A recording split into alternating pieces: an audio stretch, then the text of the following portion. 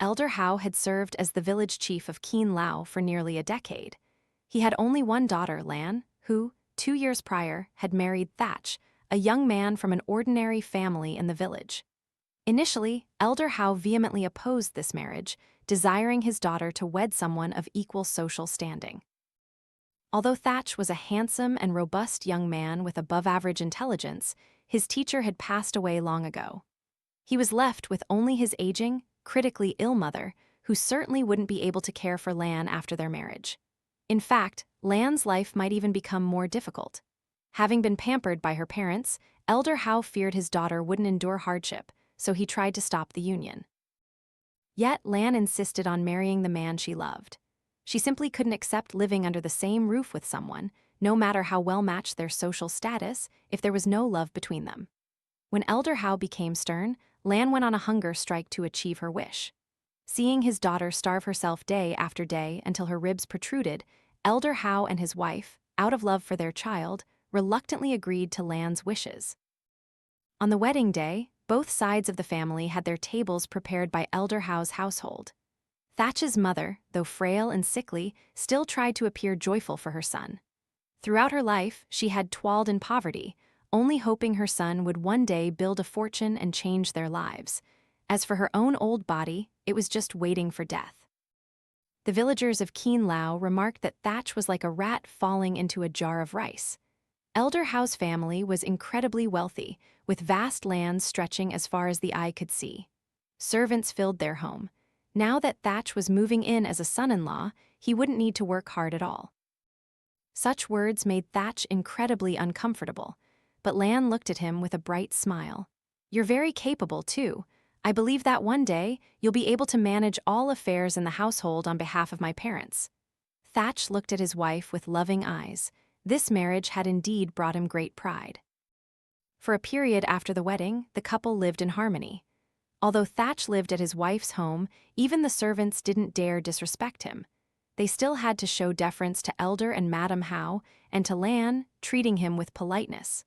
Only Elder Hao hadn't fully accepted this son-in-law. When Thach expressed a desire to bring his ailing mother-in-law to their home for care, Elder Hao was displeased. However, seeing his daughter upset by this, he reluctantly allowed Thach to bring his mother over so he could conveniently care for her. They thought that with the family reunited, only happy days lay ahead. But joy was short-lived. Less than 2 years after the wedding, when Lan's first son was only a few months old, she suddenly fell gravely ill and died, leaving her loved ones in immense sorrow. Prior to this, Elder Hao had sought every healer in the village to cure his daughter. After many days of trying different methods, Lan's condition showed no improvement. The healers expressed their helplessness, saying their strength was depleted and they couldn't save her. This situation deeply worried her parents. Elder Hao decided to send AM to the district town to find a more skilled physician.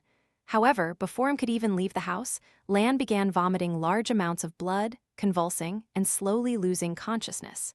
Nem, her maid, had attended to her day and night. That morning, after preparing a bowl of medicine and bringing it to Lan, Nem called out but received no reply. Nem then approached Lan and gently touched her. A sudden chill emanated from Lan, making Nem's arm icy cold. Startled, Nem screamed, "Mistress, what's wrong?" Everyone in the house rushed into Lan's room. Elder Hao reached out to check his daughter's pulse. At that moment, his trembling legs could barely hold him steady. Elder Hao realized that Lan's body was losing its warmth. He turned to look at his wife, shaking his head in silent despair. In just a moment, Elder Hao's face was etched with profound sorrow. His only daughter had just passed away, leaving behind a grandson wailing for milk. Elder Hao signaled Nem to carry the baby out to prevent him from being affected by the grim sight. Madam Hao rushed forward, embracing her daughter's lifeless body and sobbing. "Lan, how can I live without you? How can I?" Thach silently sat beside his wife's corpse. Though he didn't cry out in lament, tears streamed uncontrollably down his face. Lan's funeral was quickly arranged. Thach ignored the bustling servants, handling everything himself. He remained by the bed, his gaze vacant, staring at Lan's stiff body. The coffin had been brought home by young men from the village, awaiting the monk from the pagoda to perform the rites. When the young men hammered nails into the coffin lid, the mournful sound echoed, unsettling everyone. Madame How, collapsing, embraced the cold wooden coffin and wailed. Nem repeatedly tried to comfort Madame How, guiding her outside when she became overwhelmed. Eventually, Madame How fainted from exhaustion. That afternoon, villagers arrived one by one to offer condolences, joined by relatives of Elder How's family. Not until late evening did the guests begin to thin out. Only close family members remained in the house. Elder How and his wife, exhausted, retired to their room to rest. In the center of the living room, only Thach sat by his wife's coffin. The faint yellow light from the oil lamps made Thach's face appear even more gaunt. A.M., who had been tidying the yard, looked inside and felt a pang of pity for his young master. M spoke up, "Master, perhaps you should go inside and rest. I can watch over her." Thach, leaning against the coffin, looked up when he heard M's voice. "You'll still have to wake up early tomorrow for many tasks. It's the custom in Kien Lao village that someone must always stay by the coffin." This was to prevent any black cat from accidentally jumping over the coffin, which villagers believed could lead to a haunting. This was extremely dangerous, and even some villagers had reportedly gone mad from it. Therefore, the family always assigned someone to watch over the deceased throughout the night. Simultaneously, this person had to ensure the oil lamps on the coffin remained lit. These lamps were believed to guide the soul of the departed back home. After the subsequent meal offerings from the family, the soul of the deceased could find peace.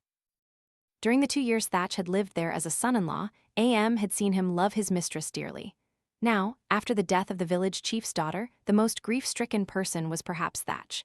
Tomorrow, Lan's coffin would be taken to the field for burial. He probably wanted to stay close to his wife for a little longer. A.M. said nothing, silently returning to his room. The entire house was enveloped in a profound silence. A gust of wind blew, making the oil lamps flicker. Thach reached out and closed the wooden door. He didn't know that moments ago, just behind that door, a shadowy figure had stood. This person peered inside with eyes full of resentment. She stood motionless for a long time before turning and walking away. Her shadow blended into the dark night. Outside, a storm brewed, seemingly foretelling ominous events to come. The next morning, as the sun rose above the horizon, the procession taking Lan to her burial site began to move. The sound of drums echoed. Elder How shed no tears, but his heart ached. As the young men carried the coffin with great reverence towards the field, a heavy rain suddenly poured down, catching everyone off guard. The road instantly turned muddy, and none of the young men dared to risk walking, fearing they might drop the coffin. Seeing an ancient banyan tree ahead, M gestured for everyone to head towards it to take shelter from the rain. The mourners rushed under the banyan tree. One of them whispered, "Such heavy rain, I'm afraid it's a bad omen." Another nodded in agreement. Poor Lan, so young and having given birth not long ago, perhaps she couldn't bear to leave her child, making heaven weep. Seeing the figures of Elder How and his wife approaching, the group immediately fell silent, no one daring to utter another word. It was nearly half an hour before the rain stopped, and the sun began to emerge. The procession continued its journey towards the cemetery. Everyone lent a hand to help the pallbearers carefully lower Lan's coffin into the grave. As shovelfuls of earth filled the hole, gradually covering the coffin, the golden varnished wood could no longer be seen. Some couldn't hold back their tears. Madame How, having cried too much, fainted. A few village women, along with Nem, carried her back home. After the deep grave was filled, the mourners dispersed and left. Am and Thach remained, building the mound of the grave higher. Thach lit several incense sticks and placed them in the center of the earth mound, murmuring something with a somber look in his eyes. He then turned to see only A.M. and himself left in the vast cemetery. Even in broad daylight, A.M. felt an icy chill from the grave. He urged Thach to return. "Master, we still need to prepare the meal offerings for Mistress Lan." Thach looked at A.M., nodded slightly, and then walked up the bank. Every short distance, he turned his head to look back at the newly formed grave. This action made M's heart ache slightly. Upon returning home, they found the infant crying desperately from hunger. Thach's heart constricted. He rushed to hold the baby tightly, rocking him gently. Nem hurried to the kitchen to fetch some rice water for the baby. He was only a few months old and already separated from his mother's embrace.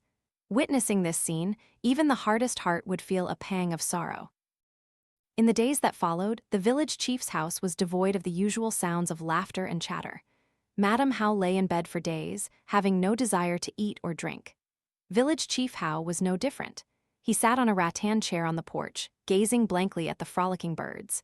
He remembered how Lan, when alive, used to scatter rice for the birds in the garden. Such a kind-hearted girl, yet why had heaven taken her so soon? To Village Chief How, his daughter, though already a mother, was still too young to depart from this world.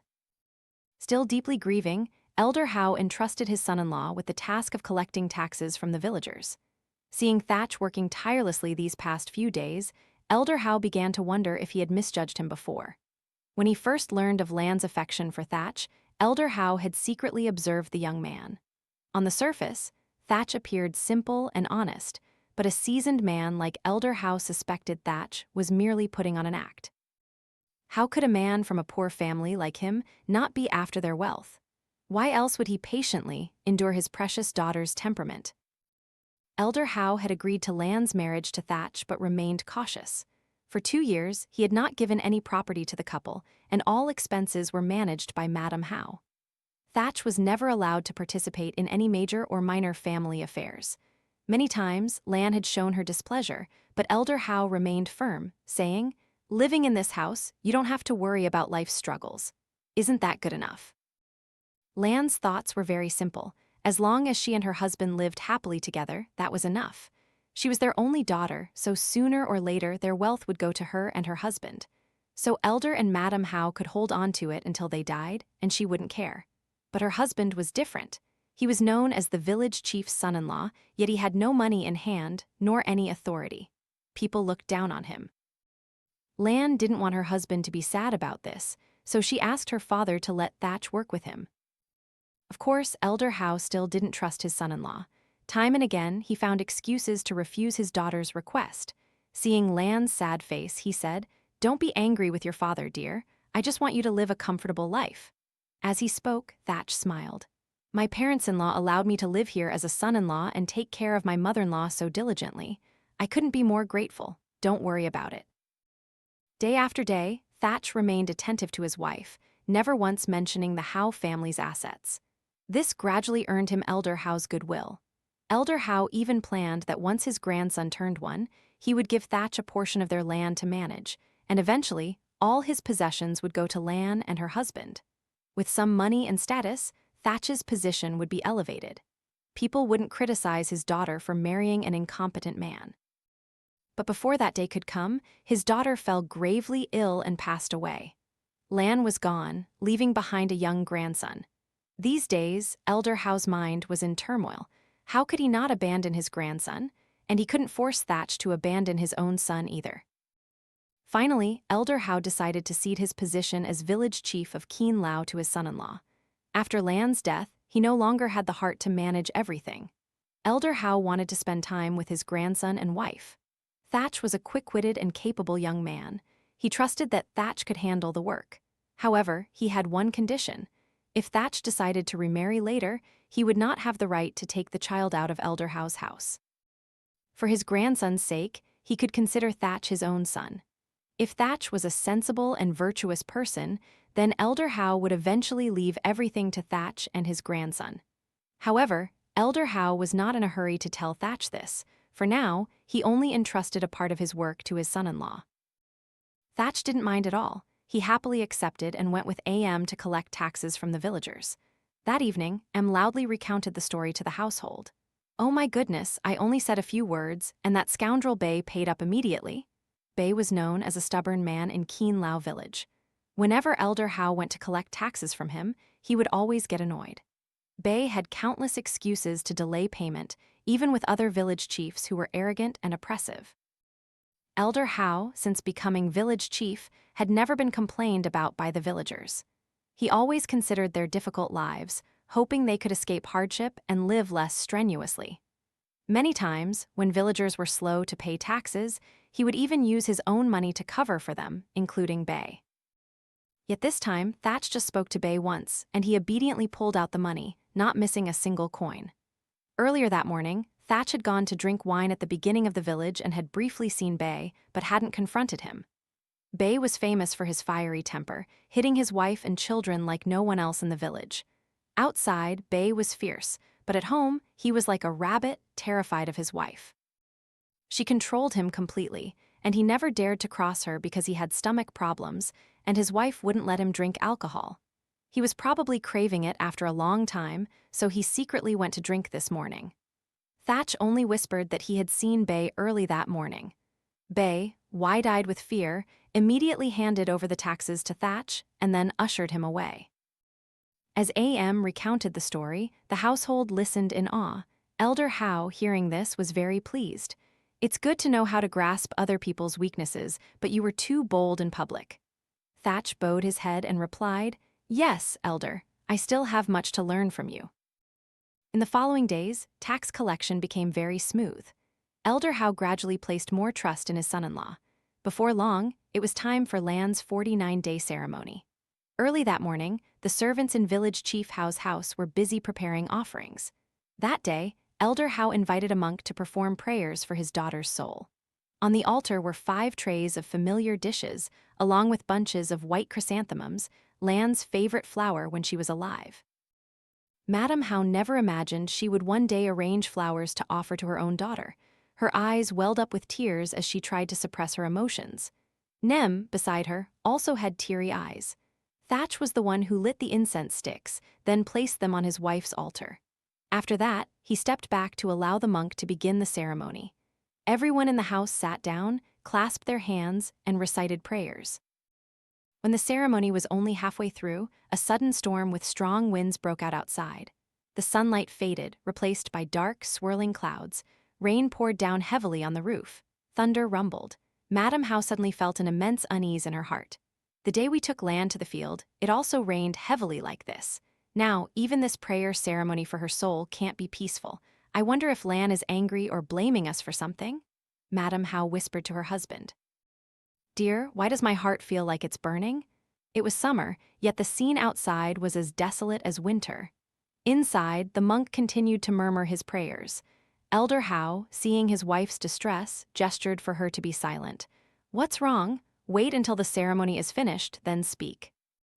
While everyone was focused on Lan's 49-day ceremony, Nem the maid heard the cries of the baby, Bao, who was sleeping in a nearby room.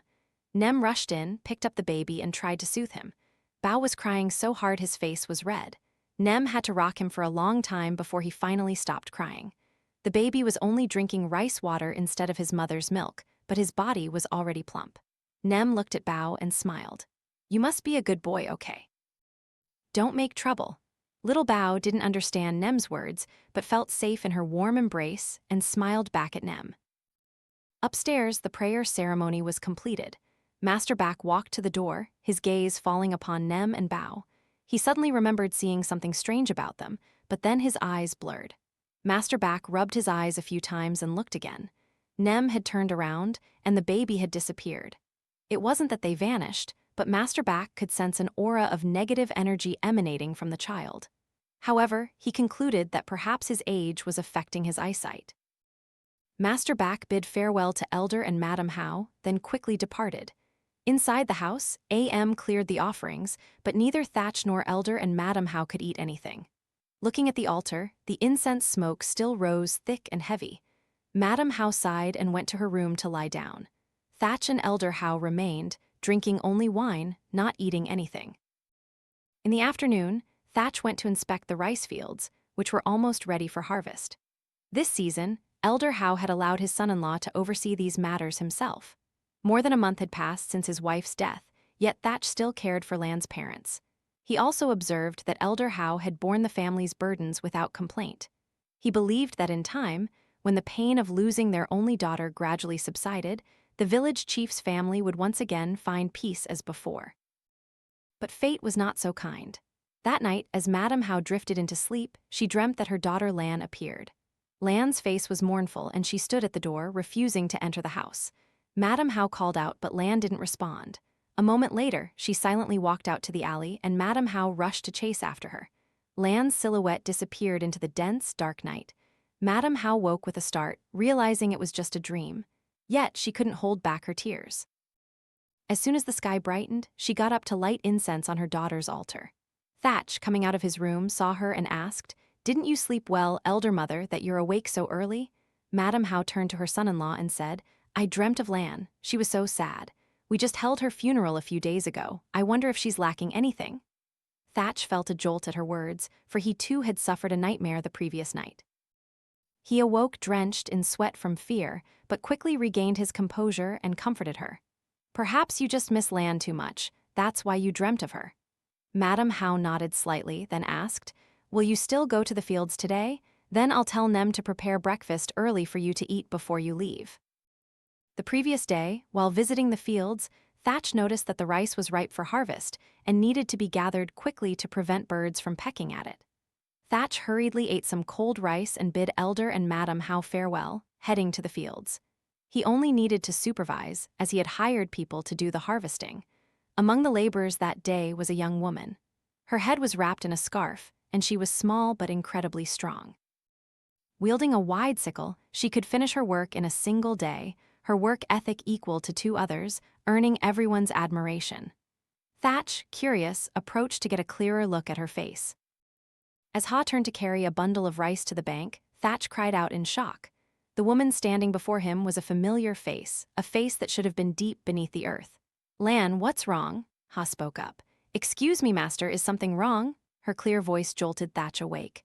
Because if it were Lan, her voice would be incredibly soft and gentle. He now recognized the person in front of him and quickly covered his embarrassment. Please continue your work." Though somewhat bewildered, Ha, being of lower status, focused on her work. Her hands swiftly gathered bundles of rice onto the bank. Thach was happy to see her efficiency, but the incident moments ago left him uneasy. Occasionally, he would secretly glance at Ha's face. Seeing nothing unusual, he finally relaxed his worries. Busy all day in the fields, enduring the scorching sun, Thach even had his lunch brought to him by the servants, as he had no time to return home. It wasn't until late evening, when the sun had set, that Thach and the laborers finally brought the rice home. After a quick wash, he entered his room to rest. Exhausted, Thach quickly fell asleep, missing dinner. Around midnight, he was awakened by noises outside. Still groggy, he didn't know what time it was. The boisterous chatter of the servants woke him up. Thach fumbled out of bed, put on his sandals, and went outside. A dense darkness enveloped the entire village. By now, Elder and Madame How were probably asleep. It was nearing the end of the month, so there was no moonlight. Thach felt his way along the wall, slowly making his way outside. His eyes gradually adjusted to the darkness. Thach noticed a shadowy figure by the water jar in the corner of the garden. Given the height, it was probably one of the servants. Thach called out, "Nem, what are you doing there at this hour instead of sleeping?" There was no reply, and Thach felt a little annoyed. All the servants in the house were afraid of Thach, except for Nem, who never tried to curry favor with him. She would only do what Thach asked if Elder and Madame How agreed. Previously, Nem only listened to Lan. Now that Lan had passed away, for some reason, Nem seemed to dislike Thach. As Thach stepped further into the garden, the shadowy figure moved towards the back of the house. This was going too far, showing disrespect to the master. Thach, feeling a surge of authority, decided he needed to get to the bottom of this. He quickened his pace, following the shadow. When it reached the duckweed pond, the shadow suddenly vanished. Elder and Madame How's pond didn't have any fish. Only a few tiny fish and eels found their way into it through the irrigation channels. Primarily, it was used for washing and collecting duckweed to feed the pigs. Thach was curious, because such a large person couldn't just disappear in an instant. He had been following the shadow without interruption until now. He walked to the edge of the pond, looking into the water to see if there were any bubbles. Suddenly, from amidst the duckweed, a human head emerged, dripping wet and terrifying. Thach gasped, screamed, then collapsed to the ground, unconscious. The next morning, when AM woke up to use the restroom, he saw someone lying by the pond. He rushed over and turned the person over. Startled, he cried out, "Master, are you all right?"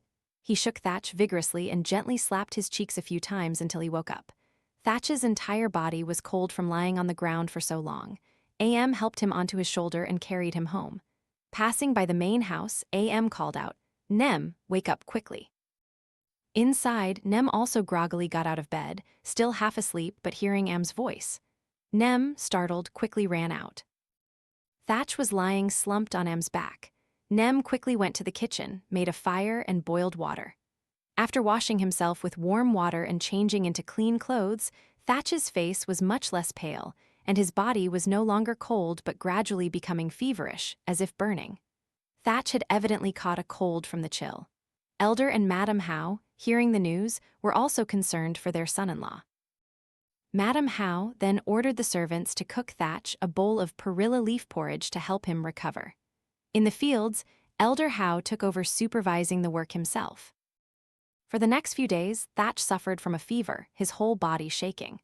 He kept mumbling and calling out his deceased wife's name, which made everyone in the house feel pity for him.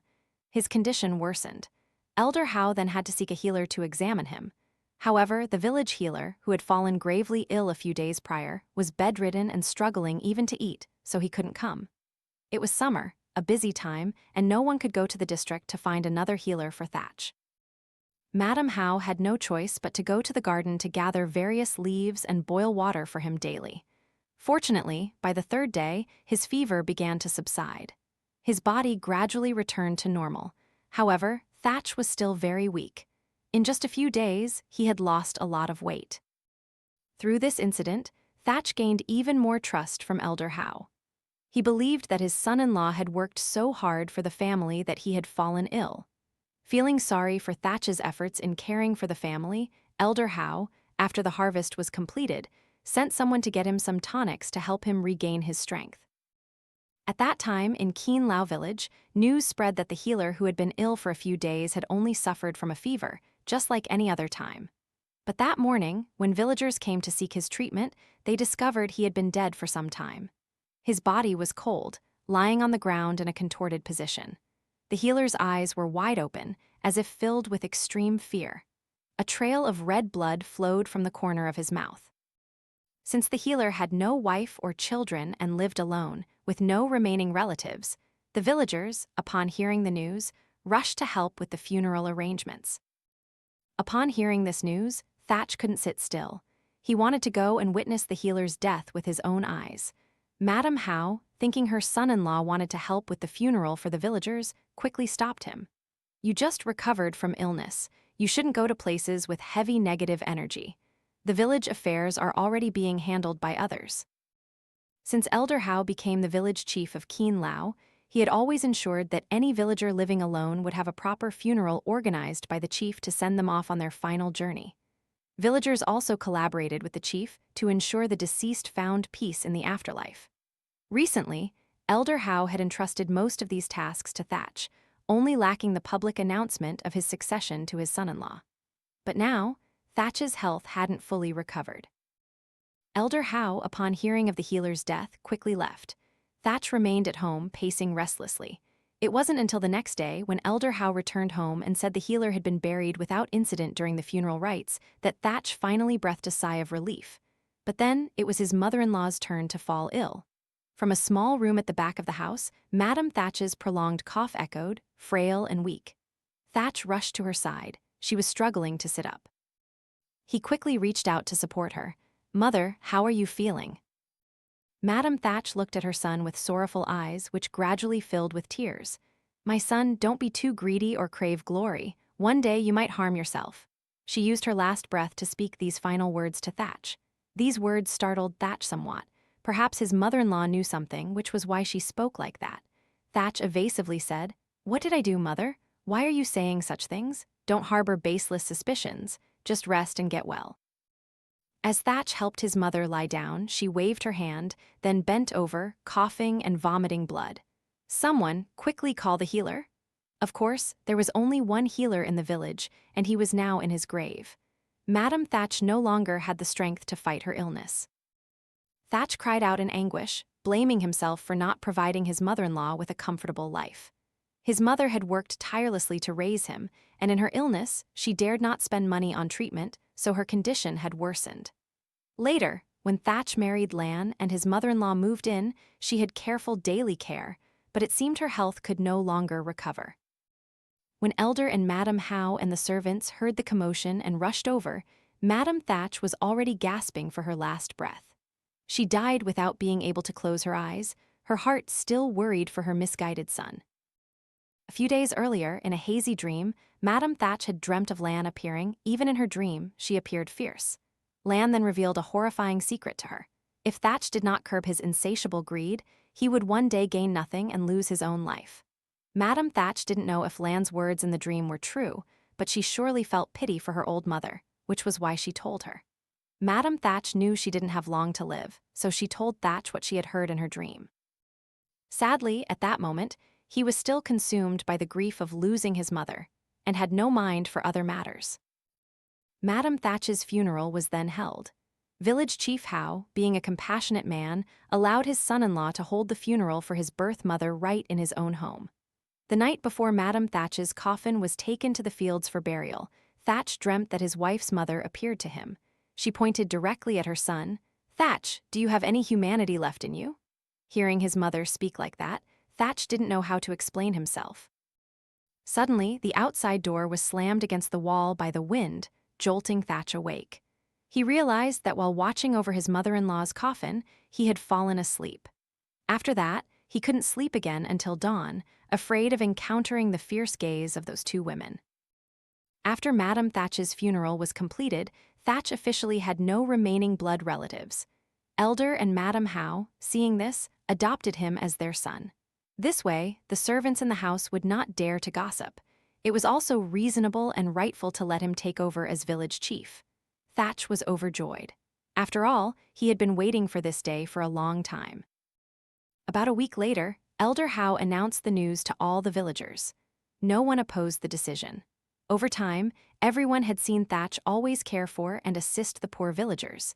He becoming village chief in place of Elder Hao was only a matter of time. That night, Thach lay in bed with a wide smile. He didn't know that his life would become tumultuous from here on. Thach had only been officially village chief for a few days when a series of thefts began occurring in the village. Elder Thien's entire flock of fat chickens was stolen. Sister Thuong's only 2 ducks suddenly vanished.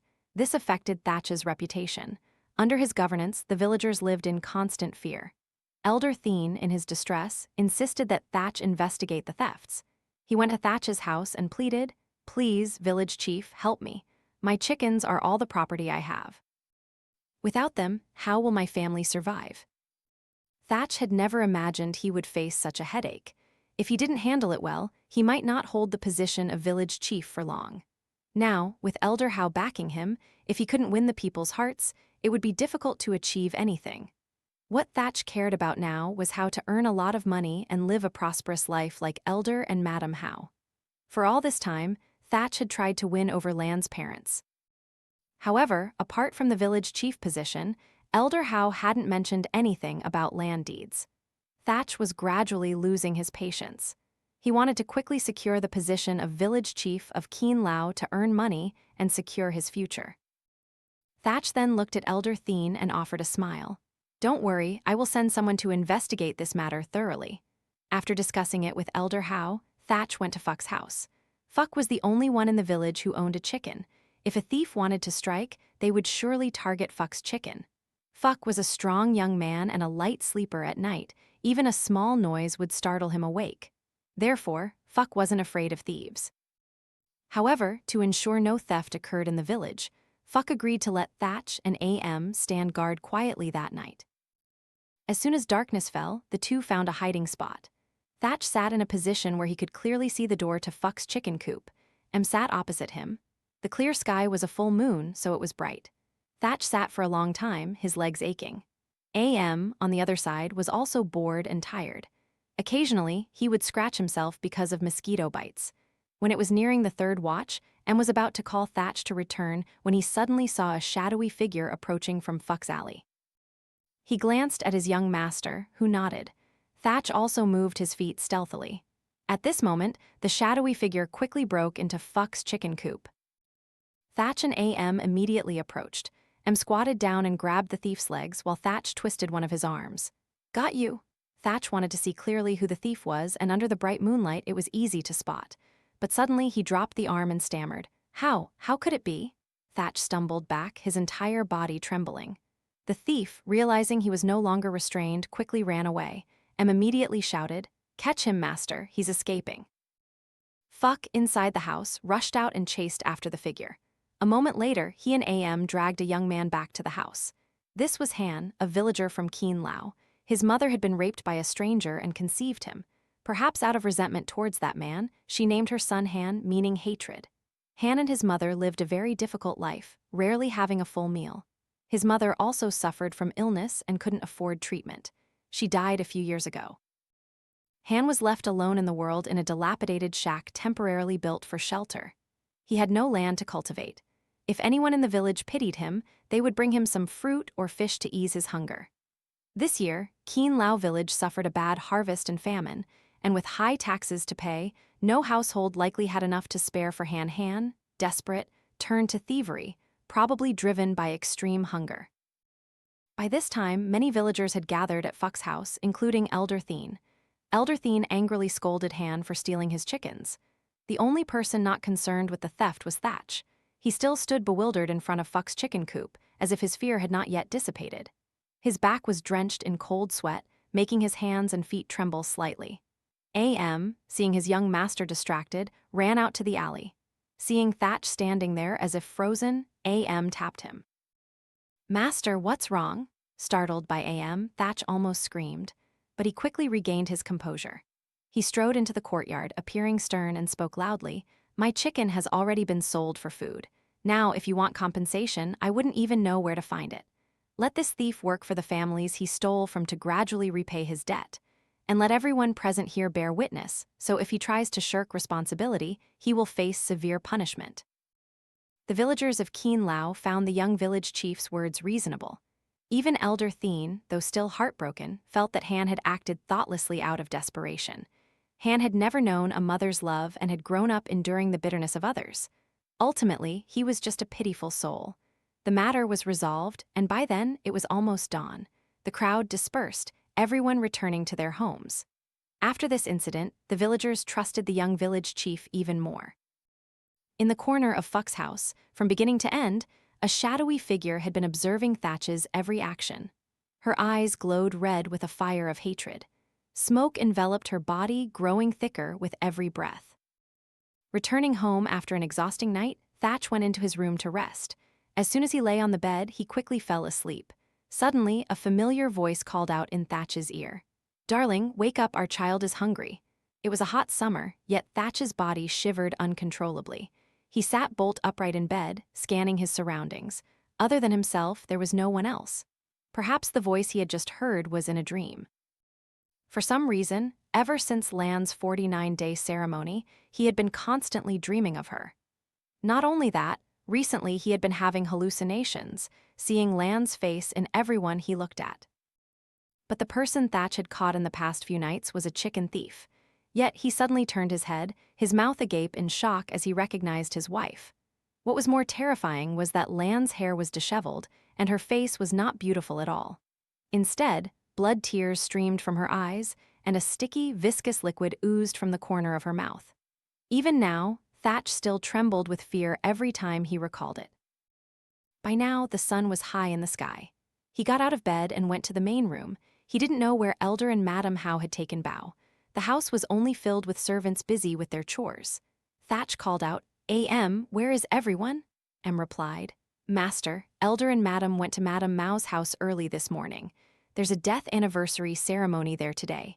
Elder told me to let you sleep until you're done."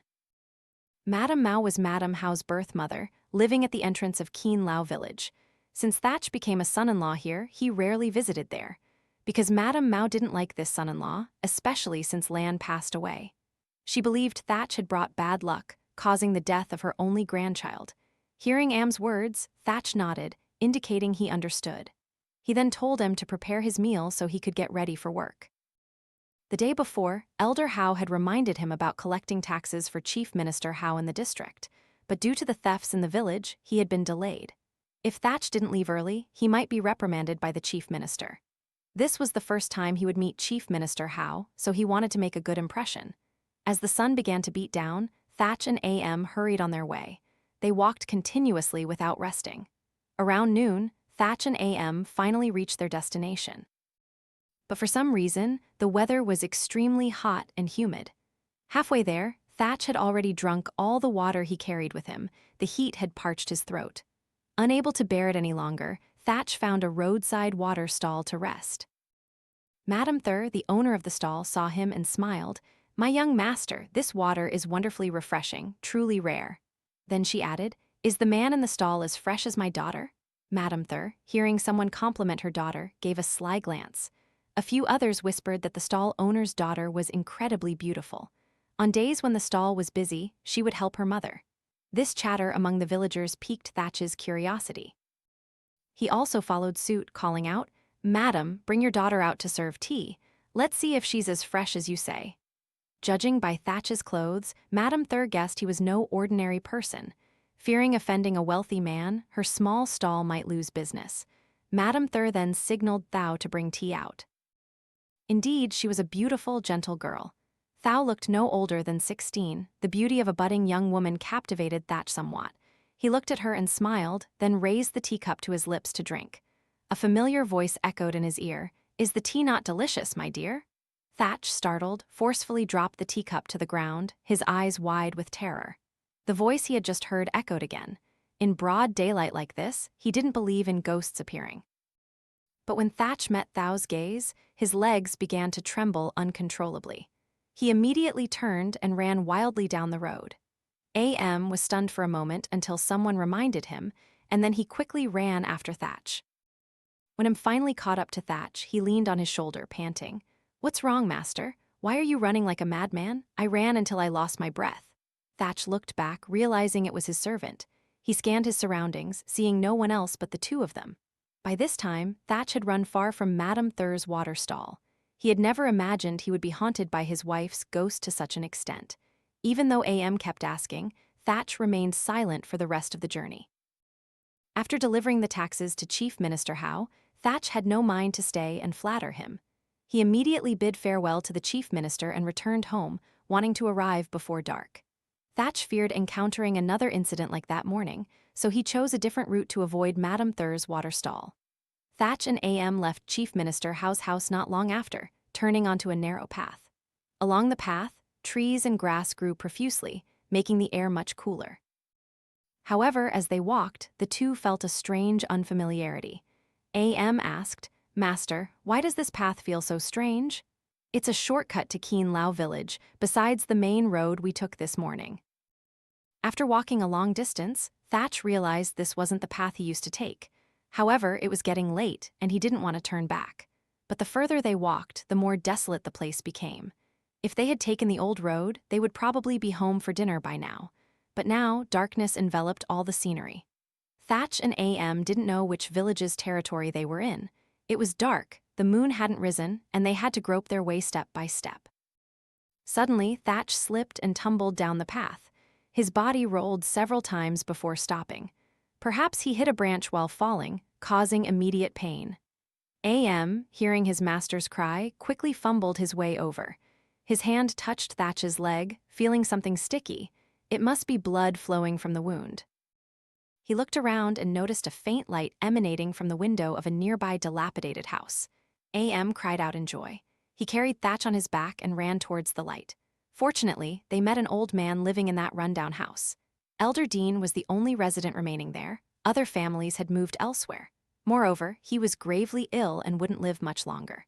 This place was not far from Kien Lao village. After dressing Thach's wound, the old man led them to the main road. With his torch, M easily found his way home. Upon arriving home, AM called out, "Elder and Madam, Master is injured." It was almost midnight. Elder and Madam Hao had been busy all day at Madam Mao's house. They had just rested for a short while, still half asleep when M's voice from the yard jolted them awake. Madam Hao, holding a lamp to light her husband's way, stepped outside. Seeing Thach's body covered in dirt, she exclaimed, "What happened? How did he get like this?" AM helped Thach off his back, and together with Elder Hao, they carried him into the house. His wound was not too deep. With a few days of rest, Thach's leg could return to normal. After some commotion, the whole family finally went to bed. The next morning, M brought water into Thach's room for him to wash his face. Elder and Madam Hao warned Thach not to get out of bed. The servants would handle the household chores, and he should just rest. Around noon, as Elder Hao was sitting at the tea table reviewing ledgers, a voice suddenly rang out from outside. Elder How, are you home? Elder How was a man of position in the village. Ordinarily, people wouldn't dare to be overly familiar with him. But Master Back was different. Elder How always held affection for this friend. It had been a long time since the two had met, even the last time Master Back returned to the village to perform a spiritual rite. Previously, Elder How had tried to prevent Master Back from leaving the village many times. However, once Master Back made a decision, it was difficult for anyone to change his mind. When he was young, Master Back always wanted to travel and learn, to broaden his horizons. Due to difficult circumstances, he couldn't fulfill his dream for a long time. Then, someone from another village came to his house, seeking help with family matters. So, Master Back agreed. After completing his work for that person, Master Back began his journey. He had visited many different villages, encountering all sorts of strange and wondrous things. Nevertheless, Master Back always yearned for his hometown. He wanted to return and tell his old friend about the things he had learned on his travels. Hearing the familiar voice, Elder How beamed and stepped to the door. "Master Back, you've returned. Come inside and have some tea." Happy to reunite with his old friend, Master Back took one step inside. He immediately sensed something strange about this place. To his left was the wing of the house where Lan and Thach had lived. His brow furrowed as he looked at the closed door. He realized that the negative energy there was unusually thick. Having just returned from a long journey, Master Back didn't know about Lan's death. As they sat down to drink tea, Elder How slowly recounted the story. However, Lan's death had occurred so long ago, there shouldn't still be such lingering negative energy. While Elder How was lost in thought, remembering his daughter, Master Back raised his hand to cast a divination, murmuring calculations. His eyes narrowed. "So that's how it is." He pointed to the room's door and asked, "Is anyone in there now?" Elder How nodded slightly and replied, "Thach is still sleeping there. He injured his leg, so he hasn't left the room." Estimating that the negative energy would cause trouble for Elder How's family, Master Back wanted him to call his son-in-law out to assess the situation. Elder How hadn't even stood up when Thach, screaming, rushed out from inside the room. "No, no, forgive me." Thach was in a panic, ignoring his painful wound, stumbling out the door. From last night until now, the pain from his wound had kept him from sleeping. Towards dawn, Thach, exhausted, forced his eyes shut. He didn't know why, but recently he felt his body was not as strong as before. Even without heavy work, his limbs were constantly aching. And now, with the additional wound on his leg, his entire body felt lifeless. Exhausted, Thach fell into a deep sleep, but he had barely closed his eyes when a familiar voice suddenly spoke. The voice startled Thach awake. He opened his eyes and looked up at the ceiling. There, a woman was swinging from the wooden beam, her head inverted, her hair hanging down, half of her face obscured. But Thach still recognized her as his wife. This wasn't the first time he had seen Lan's ghost. However, to gain control of all of Elder and Madam How's assets, Thach had to suppress his fear. He felt that Elder How had placed his trust in him. It would only be a matter of time before Elder How surely handed over all his property to Thach. Sadly, consumed by his greed, Thach didn't realize his life was in danger. Seeing the dark circles under his eyes, Master Back gently laid his hand on Thach's body, while the other hand made him a draw, murmuring an incantation. A moment later, Thach stopped shivering, but his face was still pale. "Master, save me?" Elder How looked at his friend with concern. "What's wrong with him?" "He's been infected with negative energy from a vengeful spirit." As for how he got infected, you'll have to ask him. In truth, when he cast the divination, Master Back already had a general idea of the situation. But to appease the vengeful spirit, Thach himself had to confess his sins. Even with Master Back's formidable spiritual power, it was uncertain if he could save his son-in-law. Thach was a little surprised by Master Back's words. In his heart, he secretly planned to leave this place. He would wait until he escaped the haunting of Lan's ghost, then he would return to claim Elder and Madam How's property.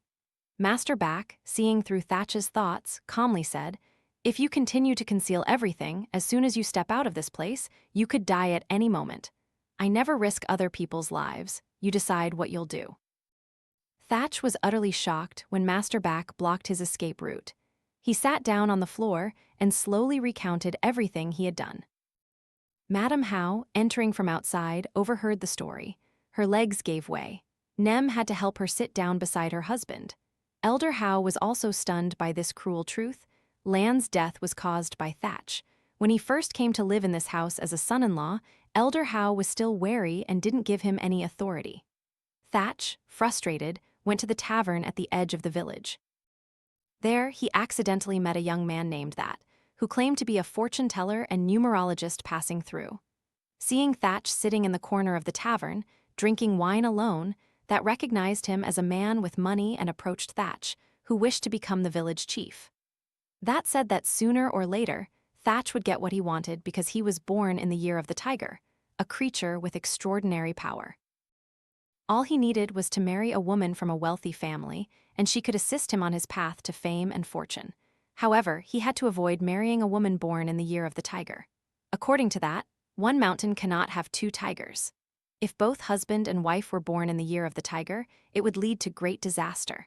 The wife would not only be unhelpful to her husband, but might even cause his death. Believing the fortune teller's words, Thach had paid him a large sum of money. In Thach's eyes, a wicked glint appeared. He heard that Lan was also born in the year of the tiger, just like him. From that day, Thach secretly plotted to kill his wife.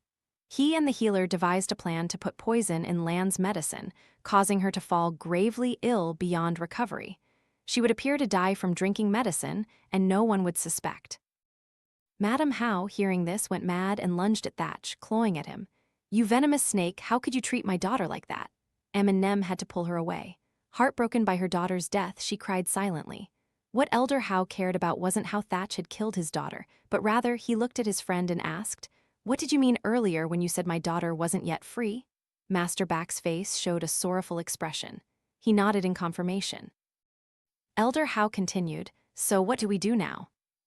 The crucial thing now was to prevent Lan's vengeful spirit from transforming into a demon.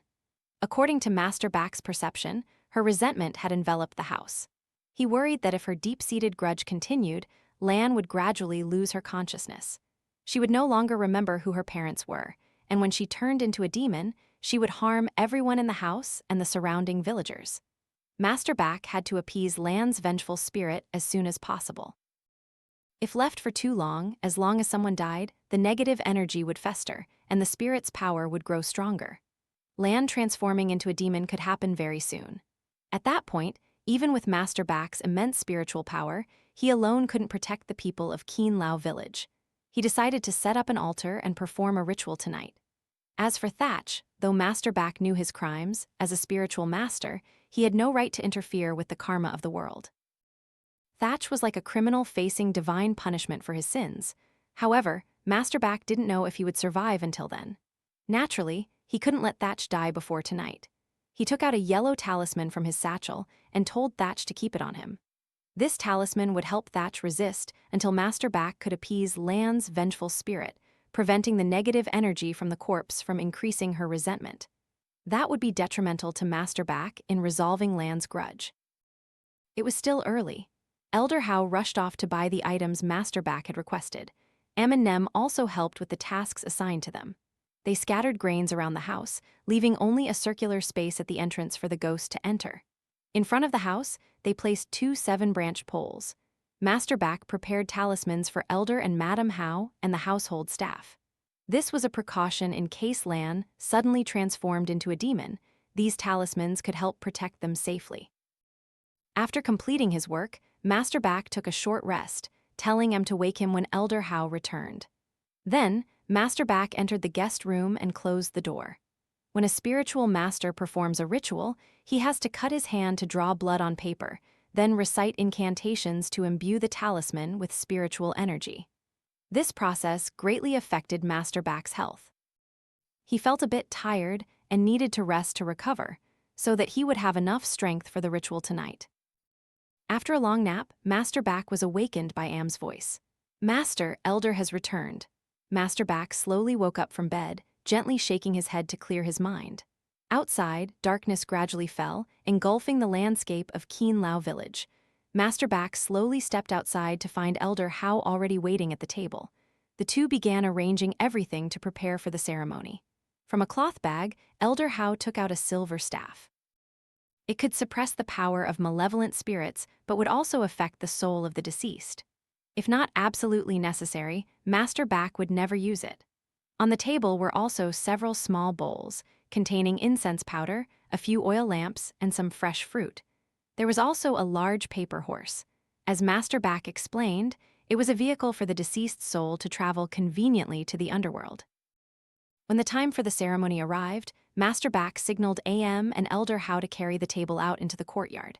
Then, he lit the incense sticks and placed them in the bowl on the table. The oil lamps were also lit and placed on both sides. As gusts of wind passed by, the faint light of the lamps flickered. Master Bach calmly walked to the altar, made a madrah, and murmured a prayer. The clear sky suddenly turned stormy.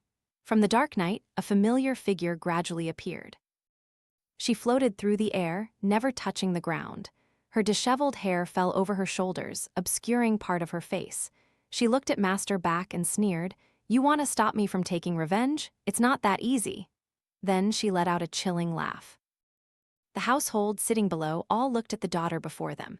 Madame How couldn't control her emotions and cried out, "Lan, my child!" Master Bach, calling his daughter's name, also wept uncontrollably. Lan, hearing her mother's familiar voice, her eyes welled up with tears. A moment ago, she had displayed a fierce demeanor, knowing someone was trying to exorcise her. But upon recognizing her loved ones before her, the anger within her subsided. Lan felt she had wronged her parents, and her son, who was not yet a year old. She had made a mistake in marrying a deceitful and cold-hearted man, who now caused her death and plotted to steal her parents' property. It was this feeling of guilt that intensified Lan's resentment each day. Gradually, she was almost unable to control the power of her negative energy. Master Bach, who understood this well, gently advised, "Let go, my child. Evil will be punished. Doing this will only deepen your karma. Sooner or later, you will become a vicious demon, never able to be liberated. The underworld also has its laws. If you keep lingering on this mortal realm, you will face severe punishment. Your soul could be burned in eternal fire, suffering immense pain, or be bound in chains, losing your freedom. I don't want you, Lan, to endure such suffering in this life, and even after death, your soul still be tormented." Elder How and the servants nodded in agreement with Master Bach. At first, Lan was willing to listen. But as soon as she saw Thach, her resentment flared up again, and her heart was filled with a fierce desire for revenge against the one who caused her death. Lan lunged, using both hands to tightly grip the neck of her wicked husband. She growled, "Give me back my life." Master Bach, seeing the situation was not good, as the negative energy around her grew thicker by the moment, knew that if he didn't control her power quickly, Lan would turn into a demon in an instant. Master Bach quickly raised his hand, channeling his spiritual power, and forcefully plunged the silver staff into the incense bowl on the table, where a paper bearing Lan's name and birth date was placed. As the staff pierced the paper, Lan's hands released Thach's neck, causing his entire body to collapse and faint. No one cared about his life or death. All eyes were on Lan's soul. At this moment, she raised her hands and tightly embraced her body. This moment would determine whether Lan returned to a normal soul or not. Lan saw her young grandson crying uncontrollably on Nem's arms, making Madame How cry so hard her face turned purple. Nem also periodically wiped her tears with her sleeve. Just as the situation seemed dangerous, the cry of a child echoed from inside the house. This sound helped Lan regain her consciousness, and her body no longer felt the agonizing negative energy. Tears streamed from Lan's eyes. Master Bach stood nearby, watching the negative energy dissipating from Thach's body. Perhaps after being choked by Lan, the remaining positive energy in his body had also diminished. Fortunately, he didn't die after Master Bach weakened Lan's negative energy. Otherwise, at this moment, Master Bach's life might also be in danger if she had become a demon. It must be due to the How family's good karma that their daughter was saved from suffering. Master Bach could finally breathe a sigh of relief. He then murmured a few incantations, and Lan's soul gradually recovered, moving to stand before Master Bach. The resentment in her body was now completely gone. Lan's face was no longer fierce but returned to her beautiful self, as she was when alive. She was still wearing her favorite white dress. Beside Lan was the paper horse that Master Bach had burned during the ritual earlier. She bowed her head to the spiritual master and spoke in an echoing voice, Thank you, Master, for saving me.